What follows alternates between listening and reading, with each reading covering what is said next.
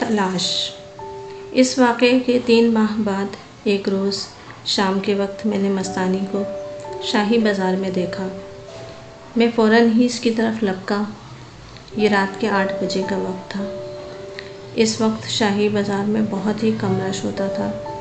بیشتر دکاندار اپنے اپنے گھروں کو جا چکے تھے اور اس طرح خرید و فروخت کرنے والوں کی تعداد بہت ہی کم ہو گئی تھی۔ مستانی مجھ سے 10-15 قدم آگے جا رہی تھی۔ میں نے آہستہ سے اسے آواز دی۔ مستانی نے پلٹ کر میری طرف دیکھا۔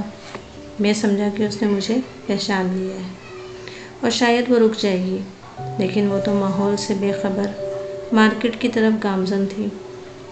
میرا خیال تھا کہ 10-5 قدم تیز چلوں گا اور مستانی کو جا لوں گا، لیکن نہیں۔ میں جتنا تیز چلتا فاصلہ ویسے ہی قائم رہتا۔ فاصلہ ایسا تھا کہ اسے شاہی بازار جیسے تنگ اور بھرے بازار میں آسانی سے طے کیا جا سکتا ہے، لیکن نہ جانے کیا بات تھی۔ میں جب بھی لوگوں کے درمیان سے راستہ بناتا ہوا آگے بڑھتا، مجھے مستانی ویسے ہی پہلے والے فاصلے پر جاتی ملتی۔ اس طرح ہم دونوں مارکیٹ تک آ گئے۔ اس زمانے میں مارکیٹ کے پہلے چوراہے پر پان والوں کی دکانیں تھیں۔ مستانی ایک پان والے کی دکان پر جا کر رک گئی۔ پنواڑی نے فوراً ہی مستانی کی پسند کا پان بنا کر اسے پیش کیا۔ اتنی دیر میں بھی وہاں پہنچ گیا۔ مستانی نے ایک نظر مجھے دیکھا اور مسکرا کر بولی، پان کھائے گا؟ نہیں، پان میں کھلاؤں گا، میں نے جواب دیا۔ دراصل اس طرح میں چاہتا تھا کہ اسے احسان مند کر کے اپنے مطلب کی بات کروں۔ پان کھلائے گا؟ مستانی نے مجھ سے قدرے تعجب سے پوچھا اور پھر ایک زوردار قہقہا لگا کر پنواڑی سے بولی، لو سنو، یہ مجھے پان کھلائے گا۔ بابو جی، اسے پان کھلانا آسان نہیں ہے، پنواڑی نے مجھے سمجھایا۔ بہتر ہے اسی سے پان کھا لو۔ اس سے پہلے کہ میں کچھ کہتا، مستانی پنواڑی سے بولی، اسے پان دو بیٹا۔ پنواڑی نے ایک سادہ پان بنا کر میری طرف بڑھایا اور اس سے پہلے کہ میں پان لیتا، مستانی نے اس کے ہاتھ سے اچک لیا اور میرے منہ کی طرف بڑھاتے ہوئے بولی، اپنے مت والے کو میں خود پان کھلاؤں گی۔ مستانی کے اس جملے پر میں جھونپ سا گیا۔ پنواڑی بھی مسکرانے لگا، لیکن کیا کرتا، بادل نخواستہ پان اسی کے ہاتھ سے کھانا پڑا۔ پان، وہ پان جسے مستانی نے اپنے ہاتھ سے کھلایا تھا، یقین جانیے اس جیسا پان پھر کبھی کھانے کو نہیں ملا۔ اس کی خوشبو اور لذت آج بھی کبھی کبھی زبان پر محسوس ہو جاتی ہے۔ پان کھانے کے بعد میرا منہ جیسے بند ہو گیا۔ میں کہتا ہوں دنیا کی لذیذ سے لذیذ کھانے کی چیز بھی اس پان کے ذائقے کا مقابلہ نہیں کر سکتی۔ پان کھلانے کے بعد مستانی مارکیٹ کے چوراہے سے تھوڑا آگے بڑھی اور تانگا اسٹینڈ کی دوسری جانب کوڑے کے ڈھیر پر بیٹھ گئی۔ میں اس کے پیچھے ہی تھا۔ یہ وہ جگہ تھی جہاں کوئی بھی نہیں ہوتا، صرف تانگوں کی لمبی قطار ہوتی تھی۔ میں چلتا ہوا اس کے سامنے پہنچ گیا۔ کیا بات ہے، اب میرا پیچھا چھوڑنا، مستانی نے مسکرا کر کہا۔ مستانی، میں نے پیگ نکلتے ہوئے کہا، اس دن تو کہاں غائب ہو گئی تھی؟ میں کہاں غائب ہوئی تھی، مستانی نے لاپرواہی سے جواب دیا۔ میں تو تم سب کے سامنے ہی تھی، لیکن اگر تم سب اندھے ہو گئے تو میں کیا کرتی؟ مستانی، میں یہ معلوم کرنا چاہتا ہوں کہ رانی پر کس کا حسد تھا؟ میں نے ڈرتے ڈرتے پوچھا۔ ہنومان تھا، وہ زمیندار کے بیٹے نے بھیجا تھا، مستانی نے اسی طرح لاپرواہی سے جواب دیا۔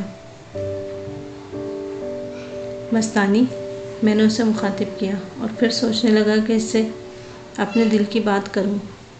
کیا یہ حواس باختہ عورت واقعی کوئی ماورائی ہستی ہے؟ جا، اب مجھے تنگ نہ کر، مستانی نے مجھے خاموش دیکھ کر کہا۔ نہیں مستانی نہیں، مجھے بتا یہ ہنومان کون ہے؟ اسے کس طرح بھیجا جا سکتا ہے؟ کیا آصف کا وجود ہے؟ کیا جادو واقعی اثر رکھتا ہے؟ میں نے ہمت کر کر ایک ساتھ کئی سوال کر ڈالے۔ مستانی پاگلوں کی طرح خالی نظروں سے مجھے دیکھنے لگی۔ جیسے اسے میری عقل پر شبہ ہو۔ پھر اس نے زوردار قہقہا لگایا اور ذرا فاصلے پر کھڑے ہوئے تانگے والے کی طرف دیکھ کر بولی، تو مجھے بے عزت کرنا چاہتا ہے، مجھے بے نقاب کرنا چاہتا ہے، مجھ سے شادی کرے گا؟ مستانی کے ان جملوں سے میں گھبرا سا گیا۔ تانگے والا بھی میری طرف مشکوک نظروں سے دیکھنے لگا۔ ان دنوں حیدرآباد کی آبادی اتنی زیادہ نہ تھی اور اوباش قسم کے نوجوان اکثر فقیر عورتوں سے غیر اخلاقی باتیں کیا کرتے تھے۔ اس وقت میں نے مستانی کے پاس سے چلے جانا ہی بہتر سمجھا، کیونکہ واقعی پاگلوں جیسی باتیں کر رہی تھی۔ میرے دماغ میں نہ جانے کیوں یہ بات سما گئی کہ مستانی کچھ نہ کچھ ہے ضرور، اور یہی بات میرے دل کے اندر معجزن تجسس کو ختم کر سکتی ہے۔ گو کہ مستانی نے میرے سوالوں کا جواب نہایت ہی احمقانہ انداز میں دیا تھا، لیکن میرا دل کہتا تھا کہ اس طرح اس نے مجھ سے پیچھا چھڑانے کی کوشش کی تھی۔ یہی وجہ تھی کہ مستانی کی بے تکی باتیں سننے کے بعد بھی اس کو کسی بھی صورت میں چھوڑنے کو تیار نہیں تھا۔ میں نے سوچا کہ رات کا کچھ حصہ گزر جائے اور جب ہر جانب سناٹا ہو جائے تو ایک بار پھر مستانی سے مطلب کی بات کروں گا۔ یہی سوچ کر میں ایک ایسی جگہ کھڑا ہو گیا جہاں سے وہ مجھے صاف دکھائی دے رہی تھی۔ رات بھیگی جا رہی تھی، میں تانگوں کی آڑ میں کھڑا تھا۔ مستانی کافی فاصلے پر کوڑے کے ڈھیر پر بیٹھی کاغذ کے ٹکڑوں سے کھیل رہی تھی۔ فلم کا آخری شو ختم ہو چکا تھا۔ قطار میں صرف دو چار ہی ٹانگے رہ گئے تھے۔ سڑک پر اکا دکا آدمی جا رہے تھے۔ کبھی کبھی کوئی گاڑی گزرتی تو اس کے پیچھے چند آوارہ کتے بھونکتے ہوئے دوڑنے لگتے۔ مارکیٹ کے ٹاور نے رات کے 1:30 بجنے کا اعلان کیا اور اس کے ساتھ ہی مستانی کوڑے کے ڈھیر سے اٹھ گئی۔ اب اس کا رخ قبرستان کی طرف تھا، جس کا ایک کنارے پر سرفراز شاہ بابا کا مزار شریف تھا۔ یہ صدیوں پرانا قبرستان تھا جو کہ ہیرا آباد کی پہاڑی کے نشیب سے شروع ہوتا تھا اور زیر تعمیر بیراج کالونی پر جا کر ختم ہوتا تھا۔ دوسری جانب غریب آباد سے لے کر پولیس گراؤنڈ اور دادن شاہ کے پڑ تک پھیلا ہوا تھا۔ اسی قبرستان کے آخری سرے پر اللہ کے نیک بندے سید سرفراز شاہ بابا کا مزار واقع ہے، جو کہ آج کل زیارت خاص و عام ہے۔ یہ جگہ دن میں بھی ویران رہا کرتی تھی، لیکن اب یہاں پٹھان کالونی اور سرفراز کالونی واقع ہیں اور قبروں کا نام و نشان تک نہیں ہے۔ مستانی نہایت ہی نہ تلے قدموں سے اس قبرستان کی طرف بڑھ رہی تھی۔ ہر طرف اندھیرا پھیلا ہوا تھا اور اس اندھیرے میں وہ ایک حوالہ کی مانند نظر آ رہی تھی۔ میں ماحول سے ذرا خوفزدہ ہوا، لیکن مستانی کے وجود نے میری ہمت بڑھائی۔ گو کہ اسے علم نہیں تھا کہ میں پیچھے پیچھے آ رہا ہوں، لیکن مجھے ڈھارس تھی کہ مستانی آگے جا رہی ہے۔ میرا ارادہ تھا کہ قبرستان میں داخل ہوتے ہی مستانی کو روک لوں گا اور جب تک وہ میرے سوالوں کا تسلی بخش جواب نہیں دے گی نہیں چھوڑوں گا۔ لیکن میں نے دیکھا کہ پہاڑی کی ڈھلان پر جہاں سے قبرستان جانے کے لیے پگڈنڈی سی بنی ہوئی ہے، ایک کوٹھری بنی ہوئی ہے۔ مستانی اس کوٹھری میں داخل ہو گئی۔ دن میں اس قبرستان سے میرا بارہا گزر ہوا ہے، کیونکہ میرے چند دوست بیراج کالونی میں رہا کرتے تھے اور مارکیٹ سے بیراج کالونی تک پہنچنے کا قریب ترین راستہ اسی قبرستان میں سے ہو کر گزرتا تھا۔ لیکن میں نے پہلے کبھی اس قبرستان میں کوئی کوٹھری نہیں دیکھی تھی، اور پھر یہ کوٹھری تو رات کی سیاہی میں صاف نظر آ رہی تھی، جیسے اس پر سفید رنگ کیا گیا ہو۔ مستانی کوٹھری کی دائیں جانب جا کر گھوم گئی اور اندر چلی گئی۔ سامنے کی جانب ایک چھوٹی سی کھڑکی تھی جس کے پٹ بند تھے، لیکن درزوں میں سے روشنی چھن چھن کر باہر آ رہی تھی۔ میں نے یہ دیکھنے کے خاطر کہ اس کوٹھری کے اندر کون ہے، ایک باریک سی درز سے آنکھ لگا دی۔ اندر اس قدر تیز روشنی تھی کہ میری آنکھیں چکا چوندھ ہو گئیں اور مجھے کچھ بھی نظر نہ آیا۔ میں نے ایک بار آنکھوں کو ہتھیلیوں سے مسلا اور دوبارہ جھانکنے کی کوشش کرنے لگا۔ اس کے ساتھ ہی مجھے اپنی پیٹھ پر کسی کے ہاتھ کا احساس ہوا۔ میں نے کھڑکی سے گردن ہٹا کر دیکھا۔ میرے پیچھے ایک نہایت ہی سفید ریش بزرگ ہاتھ میں تسبیح لیے کھڑے تھے۔ ان کے نورانی چہرے پر نظر پڑتے ہی میں کانپ اٹھا۔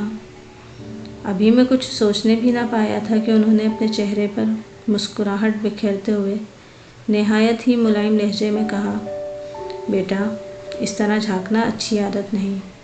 جب یہاں تک آ ہی گئے ہو تو اندر چلو۔ اتنا کہہ کر بزرگ دروازے کی جانب چل دیے۔ پھر میں ان کے پیچھے ہی کوٹری میں داخل ہو گیا۔ کوٹری کے اندر سفید دودھیا رنگ کی روشنی پھیلی ہوئی تھی۔ یہ اس قدر تیز تھی کہ سوئی میں دھاگا ڈالا جا سکتا تھا۔ میں نے دوبارہ آنکھوں کو جلد جلد جھپکایا اور چاروں طرف نظر ڈالی۔ مجھے اس روشنی کا منبع کہیں بھی نظر نہ آیا۔ کوٹری کے آخری سرے پر دیوار کے قریب زمین سے تقریباً 1 فٹ بلند تخت تھا، جس پر نہایت دیدہ زیب قالین بچھا ہوا تھا، اور اس تخت پر سفید بے داغ لباس میں ملبوس مستانی بیٹھی ہوئی تھی۔ مستانی کا حسن نہیں، اسے حسن نہیں کہا جا سکتا، وہ تو نور تھا، ایسا نور جس کی طرف نظر بھر کر نہیں دیکھا جا سکتا۔ مستانی کی دائیں ہاتھ میں سرخ رنگ کے دانوں کی تسبیح تھی اور اس میں سے نہایت ہی ہلکی روشنی پھوٹ رہی تھی۔ کوٹری گلاب کی خوشبو سے مہک رہی تھی۔